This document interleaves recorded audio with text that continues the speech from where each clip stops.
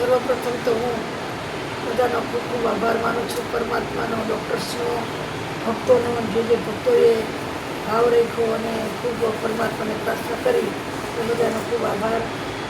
દરરોજ આપણે જે વિડીયો મૂકવાનો છે એમાં થોડોક સમય હજી તો આપણો જે ફાનસ હોય, આગળ ગામડામાં ફાનસ રાખતા, ફાનસ હોય ને ફાનસને આપણે નહીસ કાઢતા, ઉટકતા.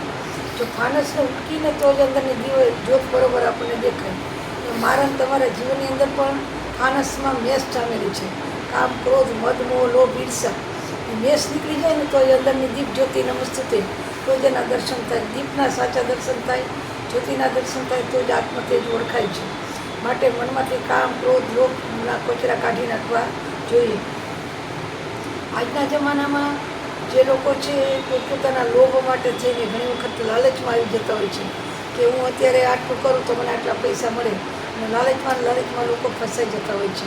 માટે ક્યારેય પણ કોઈ જાતની લાલચમાં નહીં. ઘણા લોકો આટલા પૈસા દઈને ડબલ એટલા થાય, ડબલ તો મળતા મળે પણ ઘરની બધી ઘરવકરી પણ સાફ થઈ જાય છે. માટે આનાથી ચેતી રહેવું. એ છે લોભ. લોભ હોવો જોઈએ કેવો?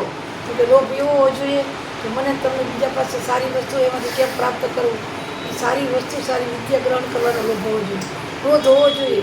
જ્યારે કોઈ બેન દીકરી પર કે ગાયો ઉપર તકલીફ આવતી હોય એમાં ક્રોધ આપણે કરવો જરૂરી છે. મારા તમારા જીવનમાં કામ ક્યારે હોવું જોઈએ કે પરમાત્માને મળવાની ઝંખના થાય કે ભક્તિ કરતા છૂટે મારા પ્રાણ પ્રભુજી એવું માગું છું. આવું માગીએ એમાં મારો તમારો આપણે આકાંક્ષાઓ હોવી જોઈએ. તો આજના સમયમાં મારે બધાને એ જ કહેવું કે મોંઘો મનુષ્ય દે ફરી ફરીને નહીં મળે વારંવાર. આપણે કોઈને મનસા વત્સા કર્મણા ક્યારેય કોઈને લાગણીથી દુભવવા જોઈએ નહીં.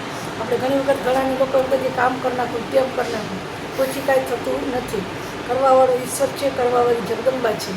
ત્રિગુણાત્મક શક્તિ બધાને વંદન કરે છે, નમન કરે છે. તો આ દરેકને મારી ભાવના કે તમારા આત્મને ઓળખો, આત્માને ઓળખા વિના રે ભવના ફેરા નહીં કરવું.